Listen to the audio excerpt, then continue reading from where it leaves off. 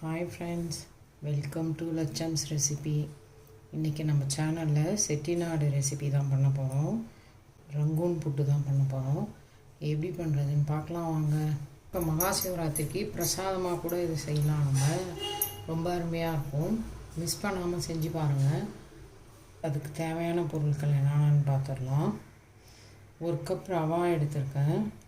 அதே கப் அளவில் 1.5 கப் வெல்லம் எடுத்து வச்சுருக்கேன்.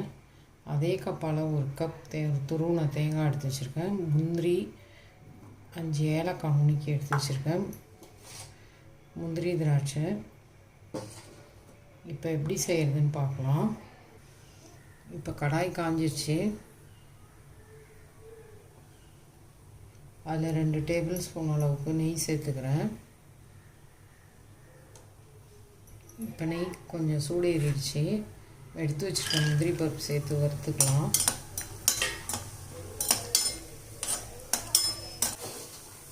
இப்போ லைட்டாக செவந்து வரும்போதே நம்ம திராட்சையை சேர்த்துக்கலாம். நம்ம முந்திரி திராட்சையெல்லாம் நம்ம இஷ்டமாக எவ்வளோ வேணால் சேர்த்துக்கலாம். இப்போ திராட்சை உப்பி வர ஆரம்பிச்சிருச்சு. தனியாக ஒரு தட்டில் மாற்றிக்கலாம்.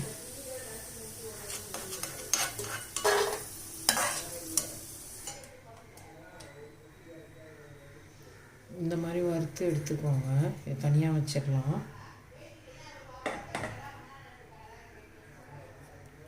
இப்போ அதே வானலில் அந்த நெய்யிலேயே நம்ம எடுத்து வச்சுருக்கோம்ல 1 கப் தேங்காய் பூ, ரவா எடுத்து அதே அளவுக்கு தேங்காய் பூ எடுத்து வறுத்துக்கலாம்.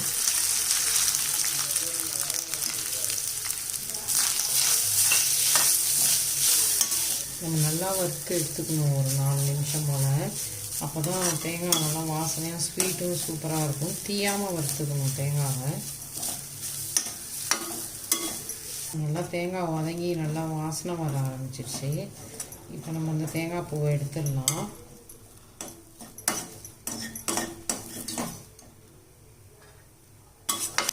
தேங்காவை நல்லா வாசனை வர்ற அளவுக்கு வறுத்து எடுத்துக்கோங்க. இப்போ நம்ம அந்த வெல்லத்தை தண்ணி ஊற்றி அடுப்பில் ஹீட் பண்ணி கரைச்சிக்க போகிறோம். அந்த ரவா எடுத்த கப்பாலே 1.5 கப்பு அளவுக்கு வெல்லம் நான் எடுத்து வச்சுருக்கேன். இப்போ அதை ஒரு பாத்திரத்தில் சேர்த்துக்கலாம். ஸ்டவ் ஆன் பண்ணுறோம்.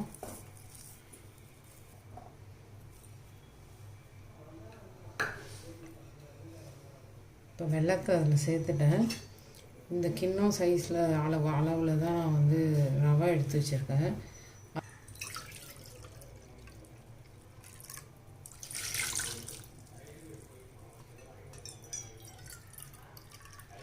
அதே கப்பால் 3.5 கப் அளவு தண்ணி 1 ஊற்றிட்டேன். 2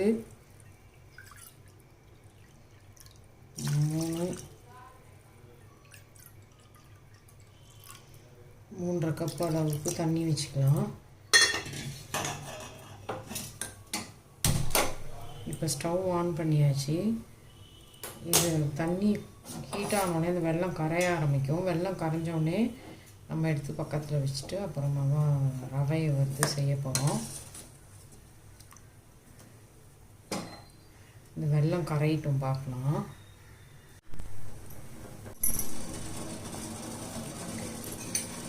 இப்போ வெல்லம் கரைஞ்சி கொதிக்க ஆரம்பிச்சிருச்சு. இப்போ இந்த ஸ்டேஜில் ஸ்டவ் ஆஃப் பண்ணி இந்த வெள்ளை கரைசலை எடுத்து பக்கத்தில் மூடி வச்சிடலாம். ஆறாமல் இருக்கும்.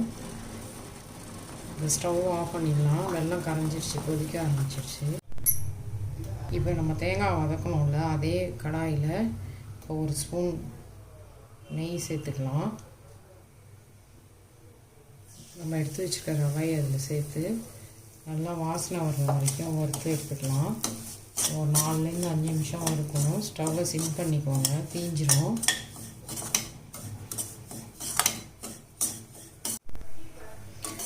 ரவாயை நல்லா வறுத்தாச்சு வாசம் வர வரைக்கும். இப்போ அதிலே நம்ம வறுத்து வச்சுருக்கிற இந்த தேங்காய் பூவை சேர்த்துக்கலாம். சேர்த்து அதை ஒரு 2 நிமிஷம் வறுத்துக்கணும்.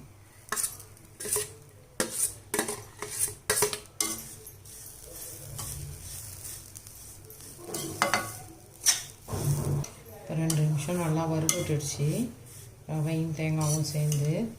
இப்போ ஸ்டவ்வை ஆஃப் பண்ணிடலாம். பிக்னஸாக இருந்தால் ஸ்டவ் ஆஃப் பண்ணிவிட்டு தான் அந்த வெல்லம் தண்ணி சூடாக இருக்குது ஊற்றக்குள்ளே தெரிக்கும். அதனால் நீங்கள் ஸ்டவ் ஆஃப் பண்ணிவிட்டு ஊற்றுங்க. இல்லாட்டி பொறுமையாக ஸ்டவ்வை நல்லா சிம்மில் வச்சுட்டு கொஞ்சம் கொஞ்சமாக சேர்த்து கிண்டணும். ஏன்னா ரவா நல்லா வறுபட்டுச்சுன்னா நமக்கு கட்டி பிடிக்காது. இப்போ தேங்காய் ரவையும் நல்லா ஒன்று போல் வறுபட்டு வந்துருச்சு. இப்போ நம்ம அந்த வெள்ளை கரைசலை சேர்த்துக்கலாம். பண்ணிட்டு தான் அந்த வெள்ளை கரைசலை அதில் வடிகட்டி வச்சு சேர்த்துக்கலாம்.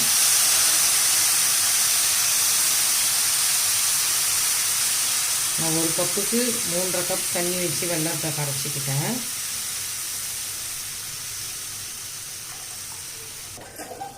இப்போ ஸ்டவ் ஆஃபில் இருக்குது. 2வது நம்ம தேங்காயோட சேர்த்து அந்த ரவையை வறுத்துருக்கோம். இப்போ கட்டிலாம் பிடிக்காது. இப்போ தண்ணி அந்த கொதிச்சு இதில் அந்த தண்ணியை அதில் சேர்த்தாச்சு. இப்போ ஸ்டவ் ஆன் பண்ணிக்கலாம். ஸ்டவ் ஆன் பண்ணி மீடியம் ஃப்ளேமில் வச்சுக்கலாம்.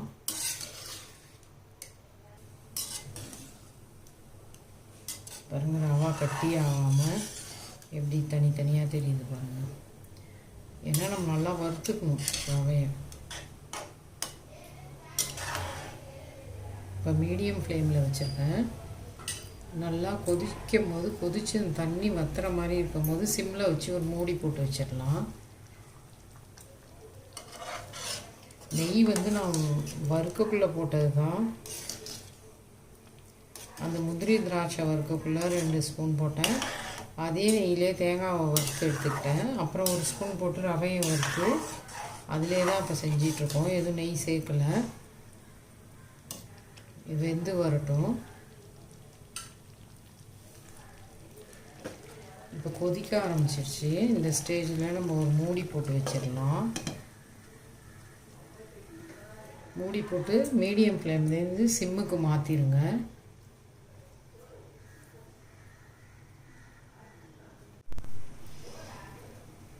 இப்போ இந்த ரங்குன் புட்டை நம்ம 3 நிமிஷம் மூடி வச்சாச்சு. நல்லா அந்த மாதிரி திருப்பி விடுங்க. ரவையும் நல்லா வெந்துருச்சு. ஸ்டவ் சிம்மிலே வச்சு தான் மூடி வச்சு 3 நிமிஷம் வேக வச்சுருக்கேன். இப்போ நல்லா ரவை வெந்து நமக்கு சூப்பராக ரங்குன் புட்டு ரெடி ஆகிடுச்சு. செட்டிநாடு ஸ்பெஷல் ஸ்வீட் இது. சூப்பராக இருக்கும். நல்லா தேங்காயும் ரவையும் வறுபடுறதுல தான் இருக்குது. நம்ம வெல்லம் சேர்த்து செய்யும்போது இன்னமுமே சூப்பராக இருக்கும். மூடி வைக்கலாம். நல்லா வெந்து வந்துருச்சு. அது அப்படியே செட் ஆகுனா நமக்கு இப்போ இந்த கன்சிஸ்டன்சி இருந்தால் தான் நமக்கு ஆறுனாலும் நமக்கு கட்டியாகாது ரங்குன் புட்டு. இப்போ 1 நிமிஷம் மூடி வச்சு அதை ஓப்பன் பண்ணிட்டேன். இப்போ பாருங்கள் சூப்பராக அது ரெடி ஆகிடுச்சு ரங்குன் புட்டு. இப்போ நம்ம நுணுக்கி வச்சுருக்கேன் ஒரு 4 ஏலக்காய் சர்க்கரை வச்சு அதை சேர்த்து கிண்டி விட்டுக்கலாம்.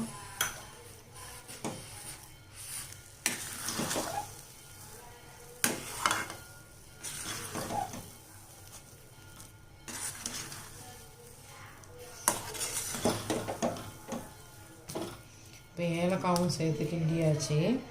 இப்போ நம்ம முந்திரி திராட்சையை சேர்த்துக்கலாம். இப்போ முந்திரி திராட்சையும் அதில் சேர்த்துட்டேன். முந்திரி திராட்சையை சேர்க்கக்குள்ள நம்ம ஒரு 1/2 ஸ்பூன் நெய் சேர்த்துக்கலாம்.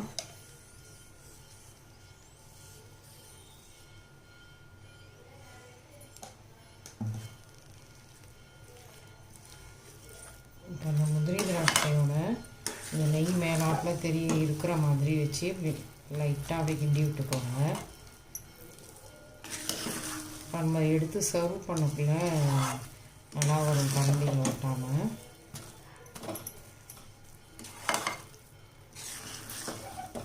இன்னும் கூட நெய் சேர்த்துக்கலாம். நான் தான் கம்மியாக சேர்த்துருக்கேன். நீங்கள் வேணால் இன்னும் ஒரு 2 டேபிள் ஸ்பூன் நெய் சேர்த்துக்கோங்க. அவ்வளோதான். சூப்பராக ரங்குன் புட்டு ரெடி ஆயிடுச்சு. இது மாதிரி ரங்குன் புட்டு நீங்களும் செஞ்சு பாருங்கள். லட்சம்ஸ் ரெசிபியை லைக் பண்ணுங்கள், ஷேர் பண்ணுங்கள், சப்ஸ்கிரைப் பண்ணுங்கள். தேங்க்யூ.